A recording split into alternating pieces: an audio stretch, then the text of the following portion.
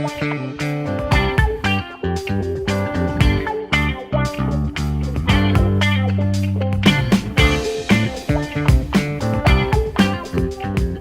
l'origine de Mort pour la Franc-Afrique, qui vient d'être publié chez Stock, c'est l'assassinat, les milieux officiels disent l'accident, de Pierre Marziali.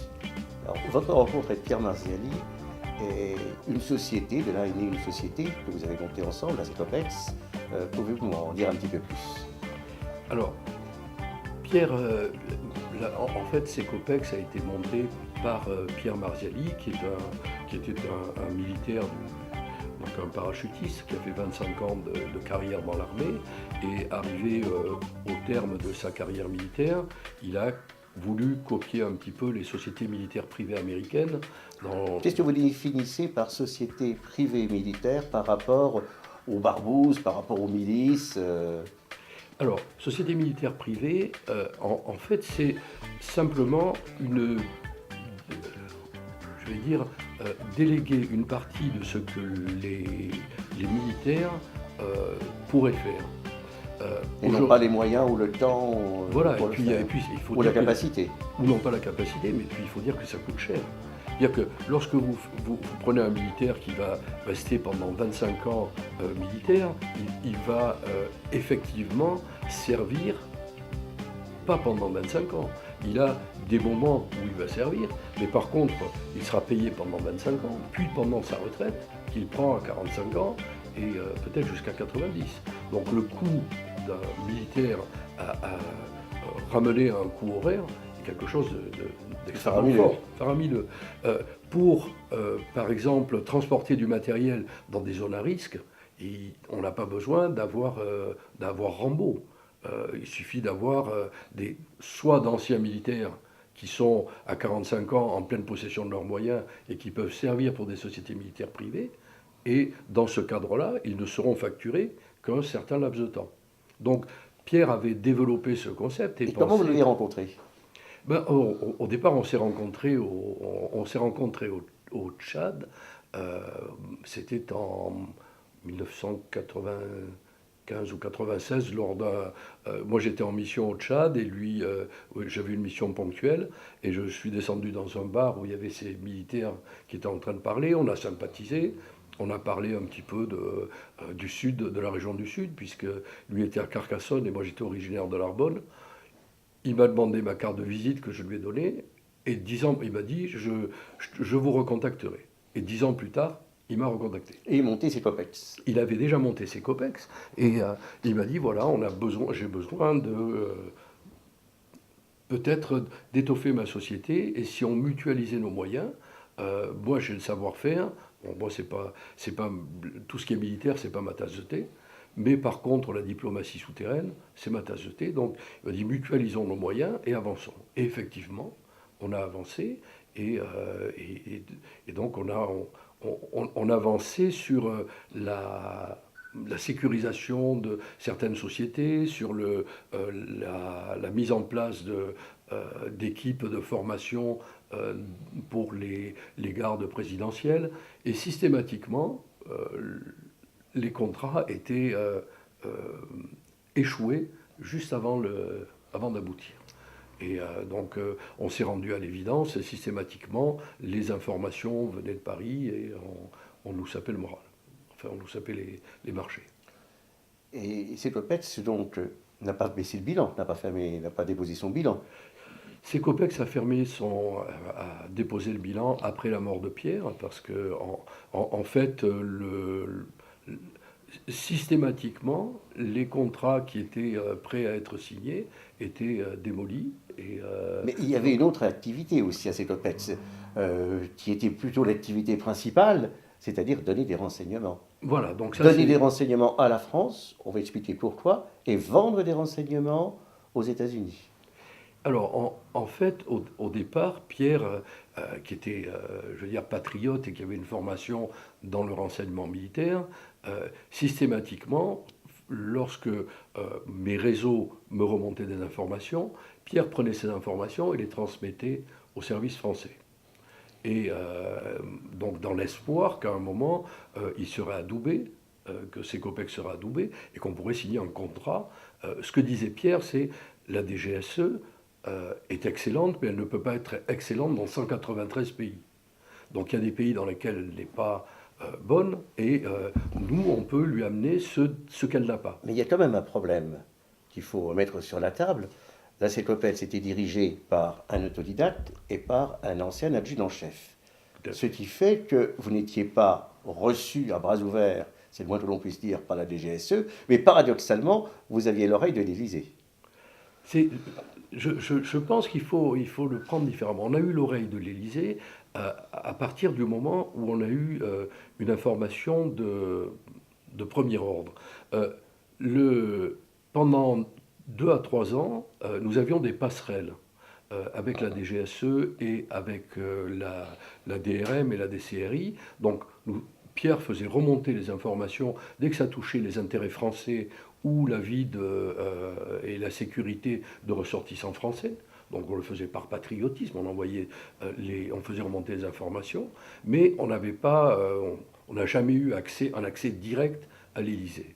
Par contre, lorsque en 2011, donc au début des événements de la guerre en Libye, lorsque nous sommes en Libye, un peu à Tripoli, puis un peu à Benghazi, et qu'à Benghazi, on se rend compte que la France est en train d'adouber des gens qui sont peu recommandables, on alerte.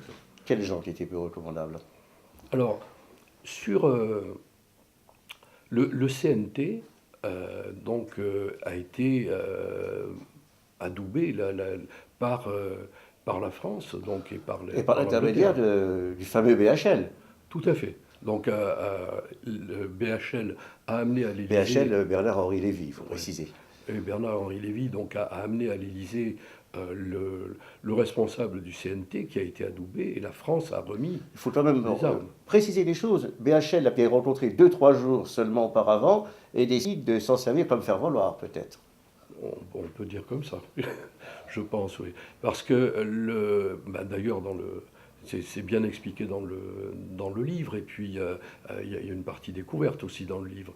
Et dans le documentaire qui a été produit par Marina Ladouce et Jean-Philippe Leclerc, qui sont co-auteurs du livre, qui ont écrit le livre avec vous. Voilà, donc dans le livre, je suis co-auteur. Par contre, le documentaire, je ne suis qu'un témoin. Et ce documentaire, qui est spécial investigation, qui est passé sur Canal+, fait ressortir la façon dont Bernard-Henri Lévy a amené les responsables du CNT jusqu'à l'Élysée. Et donc, au moment où les responsables du CNT étaient à l'Élysée et ont été adoubés par la France, nous avons, quelques jours auparavant, nous avons fait remonter une note en pensant qu'il fallait qu'elle aille jusqu'à l'Élysée, vu l'importance. Via quel réseau? Parce que c'est pas évident de faire parvenir une note directement aux services les plus hauts de l'État. Disons qu'on s'est servi de tous les réseaux qui étaient à notre disposition, en particulier les réseaux de la maçonnerie, et pour arriver jusqu'au plus haut niveau de l'État, parce que on savait qu'on remettait systématiquement les notes à nos passerelles, à la DCRI ou à la DRM, mais que ces notes, on n'était pas certain qu'elles aboutissent. On dit que vous êtes un homme de réseau. Alors vous parlez de la maçonnerie. Quelle est l'influence de la maçonnerie en Afrique et quels sont les autres réseaux que vous avez utilisés? Alors, je dirais la maçonnerie en Afrique c'est un véritable écheveau. En fait, la maçonnerie a été au départ introduite en Afrique par la GLNF, et qui a mis en place pratiquement tous les chefs d'État africains, et qui était à la fois et chef d'État et grand maître des obédiences locales. Ensuite, il y a eu un petit peu la compétition entre la GLNF et le Grand Orient, et donc la compétition a continué, et ils ne se sont pas arrêtés, je dirais, la maçonnerie ne s'est pas arrêtée à prendre les chefs d'État. La maçonnerie africaine. Maçonnerie africaine, mais je dirais, on se retrouvait en maçonnerie dans la même situation que avec les indépendances en Afrique. Donc, malgré le fait qu'on donne l'indépendance à la maçonnerie africaine, que les provinces deviennent à un moment des obédiences, elles étaient toujours sous la tutelle de grandes obédiences. Et donc, les grands maîtres étaient en même temps chefs d'État. Donc, en Afrique, la majorité des ministres et des chefs d'État sont francs-maçons. Et donc c'est par là que vous avez pu faire remonter des informations de première importance au niveau de l'Élysée. Quels autres réseaux vous avez utilisés? Je crois que vous avez été initié chez les Touaregs, entre autres. Voilà, j'ai eu la chance d'être initié chez les Touaregs, donc j'étais très proche d'Ibrahim Agba qui était je dirais le premier rebelle Touareg. Et donc, ça m'a permis à un moment de faire la jonction entre les Touaregs du Niger et les Touaregs du Mali, de bénéficier des réseaux Touaregs en Libye, parce que les Touaregs sont avant tout Touaregs. Vous avez été en contact avec le régime de Kadhafi? J'ai été en contact avec le régime de Kadhafi, tout à fait. Et qu'est-ce que vous pouvez en dire? Parce qu'il y a les plus grands mots qui sont dits sur Kadhafi. On parle aussi de certaines relations privilégiées qu'il aurait eues avec de grands responsables de l'État. Qu'est-ce qu'il en est réellement? Ce qui est certain, c'est que Kadhafi, jusqu'à je dirais janvier 2011, avait d'excellents rapports avec nos dirigeants de l'époque. Et que ça s'est dégradé à partir de ce moment-là. C'est arrêté net, pourquoi? C'est difficile de parler comme ça, de me dévoiler en direct. Mais ce qui est certain, c'est qu'il y avait des intérêts financiers forts. Alors, on dit se dévoiler en direct, et les espions, oui, ils ont l'habitude de ne jamais se montrer en public. Qu'est-ce qui vous a poussé à écrire ce livre et pourquoi vous n'hésitez pas à apparaître devant les médias? Alors, deux choses. La première motivation pour écrire ce livre, c'était de réhabiliter la mémoire de Pierre Marziali, donc qui était à la fois mon associé, mais surtout mon fils spirituel. D'après vous, il n'est pas mort d'un accident? Pas du tout. Alors, qu'est-ce qui s'est passé? Il a été, et la suite, on ne la dévoilera pas. Hein, ça sera, on va noter des spectateurs à lire « Mort pour la Franc-Afrique ». Donc, il a été exécuté sur ordre. Ça, c'est ma conviction intime. Et donc, dans le livre... Alors, pourquoi et par qui?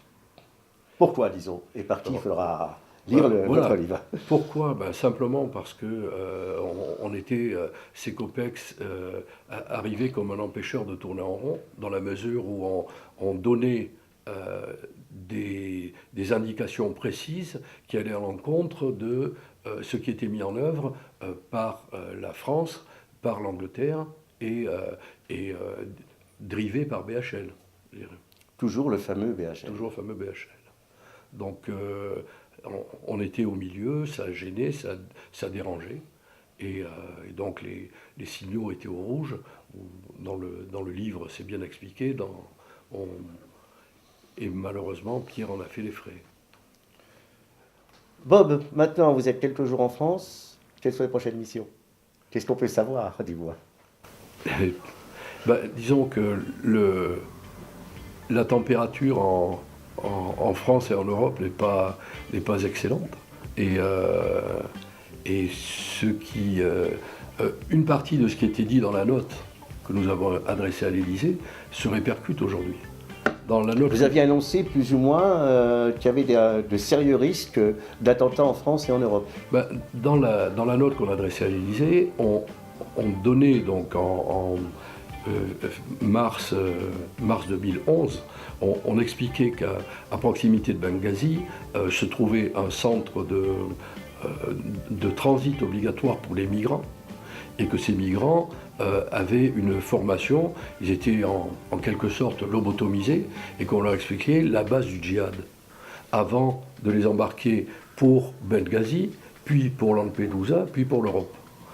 Aujourd'hui, ce qui se passe, c'est à peu près la même chose.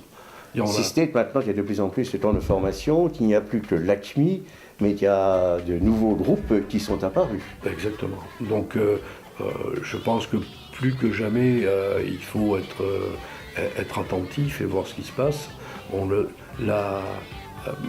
Ma connaissance de tous ces réseaux, non pas ceux qui sont en France, mais ceux qui sont à la base, me permet d'envoyer certains signaux et d'aider les services qui aujourd'hui sont en charge de cette surveillance. Est-ce que vous êtes un homme menacé?